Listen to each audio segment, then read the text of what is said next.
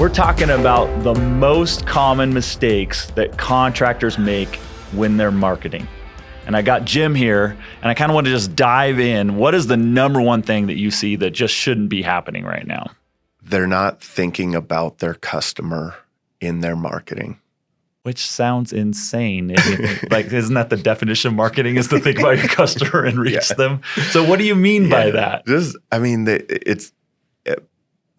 I don't know if there's an ego to it, to building a business or what it is, but it's a lot of talking about you. Yeah, that's where I think we're missing a lot of times, is like, my goodness, that's great, this and that.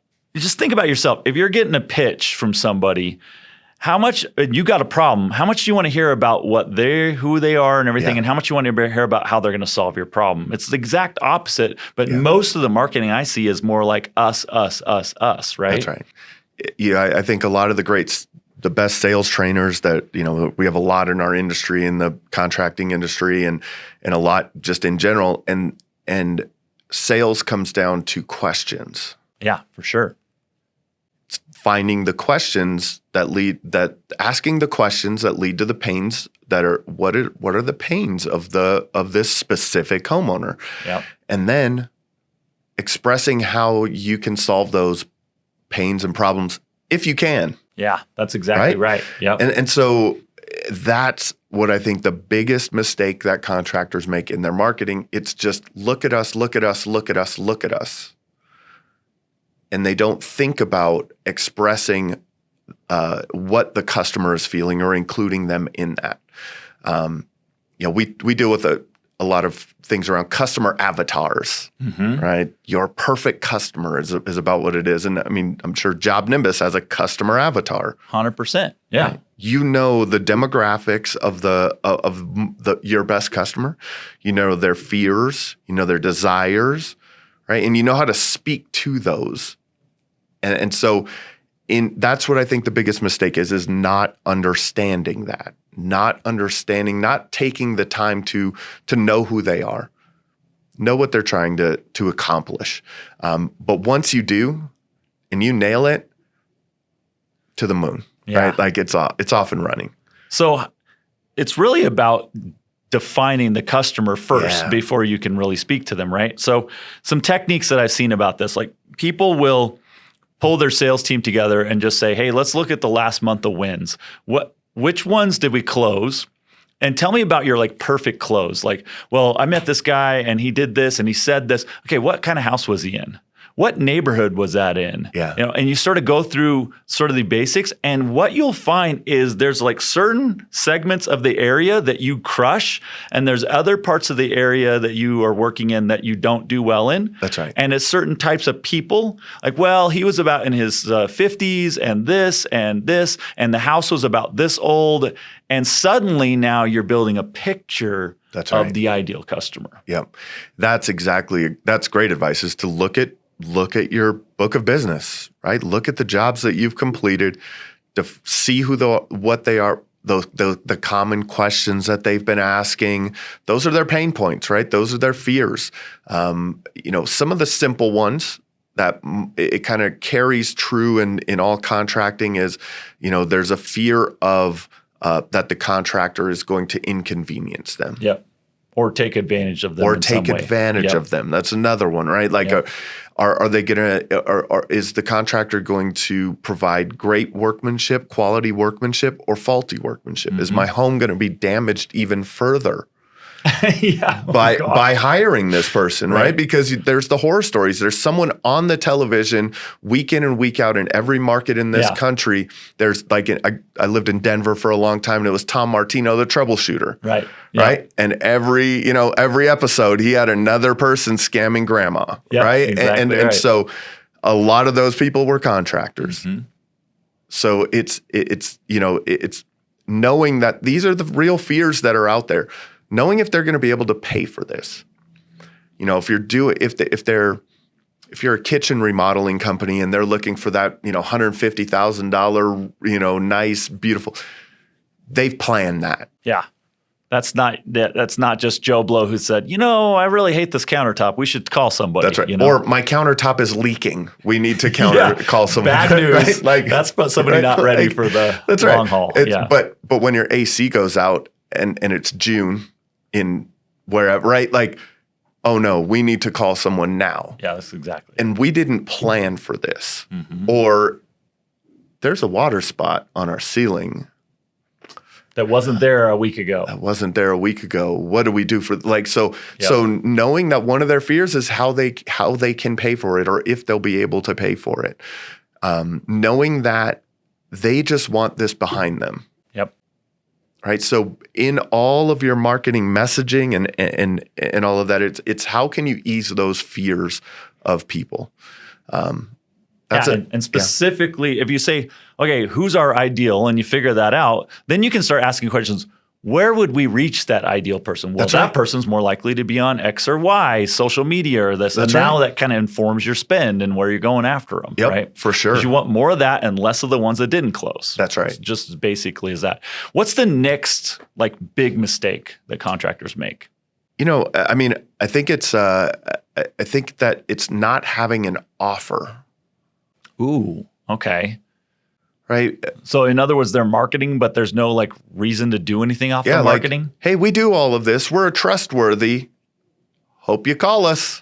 Okay.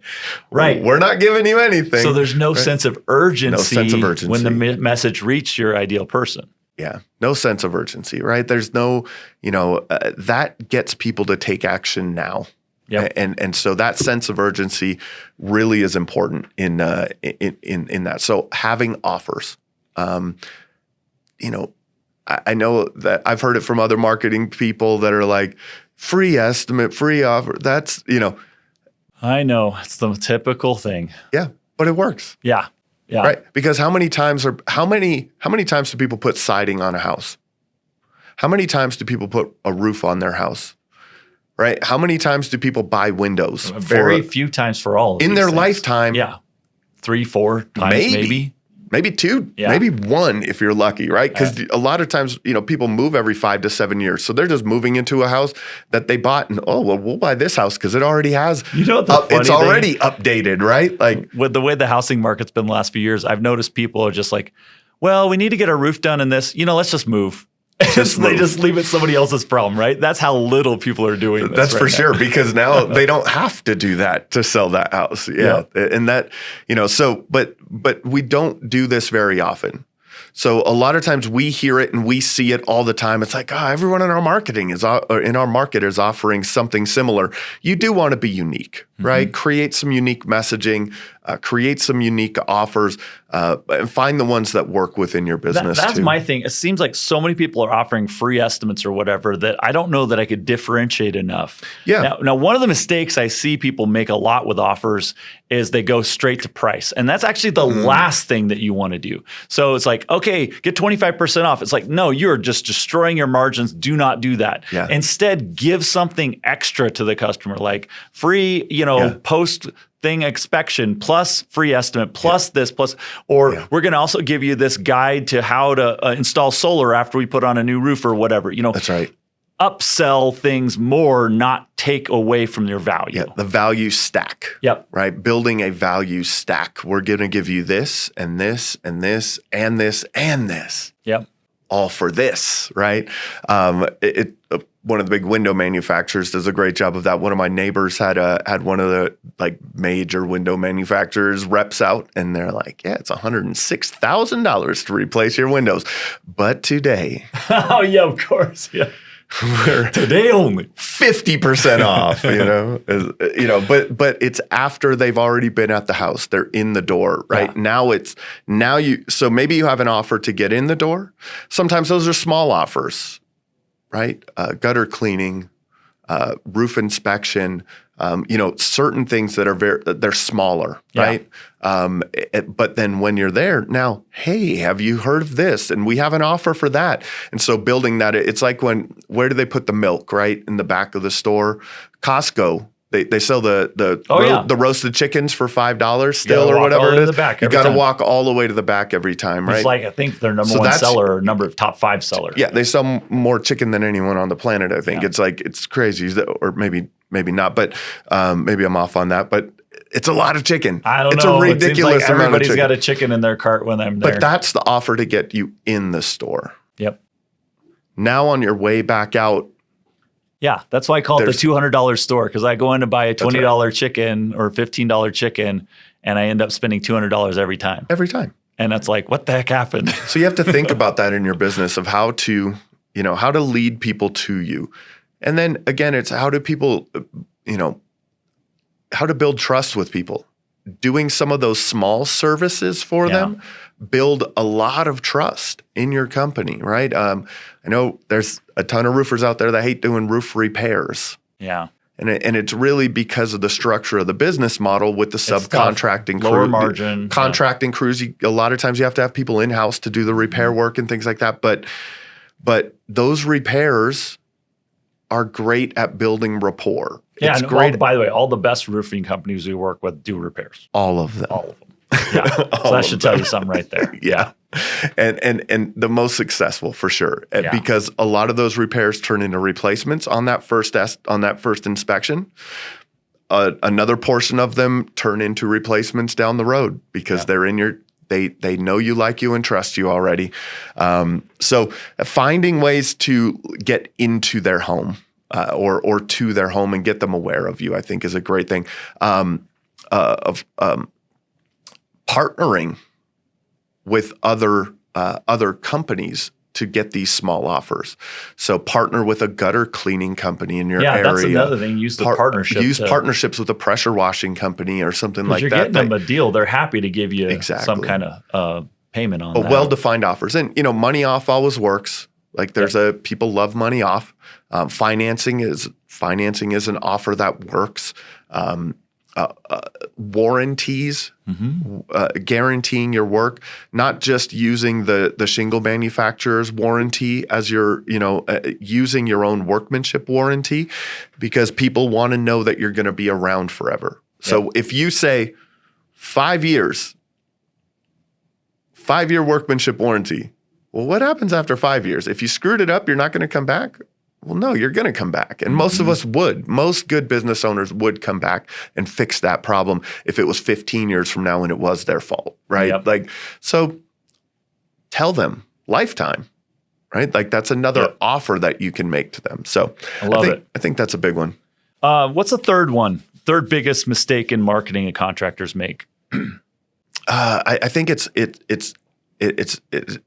not putting themselves out there. Not. You mean they just not doing marketing? They're not doing enough marketing.